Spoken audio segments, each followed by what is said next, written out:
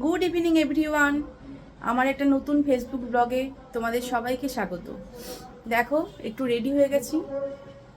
Actually যাচ্ছি আমার বোনের বাড়ি। তোমরা সবাই জানো আমার বোন থাকে সাঁতরাগাছিতে, ও শ্বশুরবাড়ি। তো নতুন ফ্ল্যাট কিনেছে মুকুন্দপুরে। তো সেই ফ্ল্যাটেই আজকে পুজো, গৃহপ্রবেশের।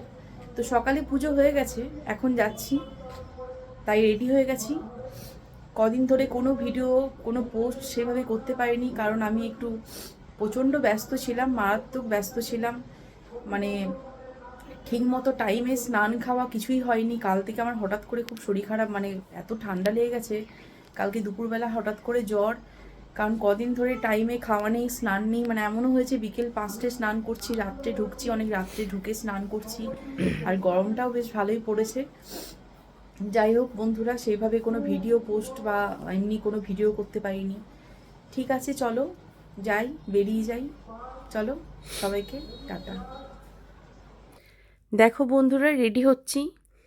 এই ব্ল্যাক শাড়িটা পরলাম, অনেক দিন ধরেই পরবো পরবো করছিলাম, ঠিক পরা হয়ে উঠছিল না। তো আজকে ভাবলাম এই শাড়িটাই পরি। তোমরা অবশ্যই জানিও আমাকে কেমন লাগছে। শরীরটা একদমই ভালো নেই, কিন্তু বোনকে ঠিক সাহস করে বলে উঠতে পারলাম না, কারণ বললেই ও প্রচণ্ড রেগে যাবে। তাই রেডি হয়ে চলে আসলাম ওর ফ্ল্যাটে। আমি জানি না সবার এটা হয় কি না, আমার মনে হয় আমার 104 জ্বর থাকলে এতটা কষ্ট হয় না, কিন্তু ঠান্ডা লাগলে আমার ভীষণ কষ্ট হয়। গলা, মাথা ভার হয়ে থাকে, মানে ব্রিদিং প্রবলেম হয়, ঠিকমতো কথা বলতে পারি না। এই হচ্ছে আমার বোন, আর এই হচ্ছে মাসি, মানে আমার ছোটো মাসি। ছোটো মাসি 2 মেয়ে, বোন হচ্ছে বড়। ওর তো এখানেই বিয়ে হয়েছে, আর ছোটো বোনের বিয়ে হয়েছে দুর্গাপুরে, ও থাকে দুবাইতে।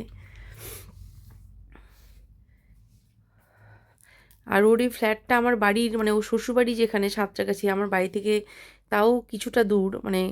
আর এইটা তো আমার বাড়ির একদমই পাশে মুকুন্দপুরে, তাই আর সাহস করে বলে উঠতে পারিনি যে যাব না। এই যে 3জন খেলতে বসে গেছে, এটা আমার বোনের ছেলে, দিদির, আর আমার ছোট। আমার ছোটোর সাথে বোনের ছেলের খুব ভাব, ওরা একসাথে হলে প্রচণ্ড ভাব, মানে একসাথে খেলাধুলা করে। যাই হোক, গলার অবস্থা তো আমার প্রচণ্ড খারাপ।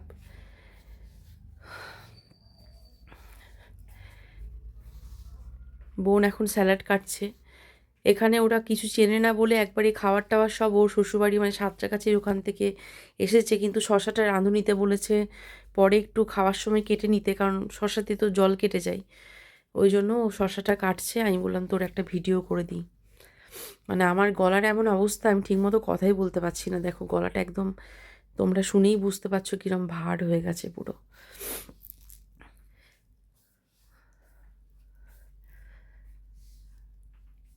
আমি ওকে একটু হেল্প করে দিচ্ছি। প্রচণ্ড গরম ছিল, একা কাটছিল, আমি বললাম দিয়ে আমি একটু কেটে দিই, তাহলে ওর একটু হেল্প হবে।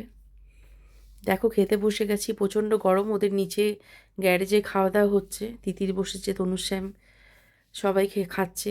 এই যে বোনের বর দাঁড়িয়ে আছে, সবাই কীরকম খাচ্ছে দেখাশোনা করছে। তোমাদের সাথে শেয়ার করি আজকের কি মেনু। আজকের মেনু হচ্ছে ভেজিটেবিল চপ। ভেজিটেবিল চপটা ব্যাপক খেতে ছিল, আমি তো লোভে লোভে 3টে খেয়ে ফেলেছি। তারপরে ছিল ফ্রাইড রাইস, তারপরে ছিল চিলি পনির, আলুর দম। আলুর দমটা ব্যাপক টেস্ট ছিল, মানে ফ্রাইড রাইস দিয়ে ব্যাপক খেতে লাগছিল। তারপরে ছিল চাটনি, পাঁপড়, চপের সাথে স্যালাড ছিল, কাসুন্দি, আর চাটনি, পাঁপড় আর রসগোল্লা। এই ছিল মেনু।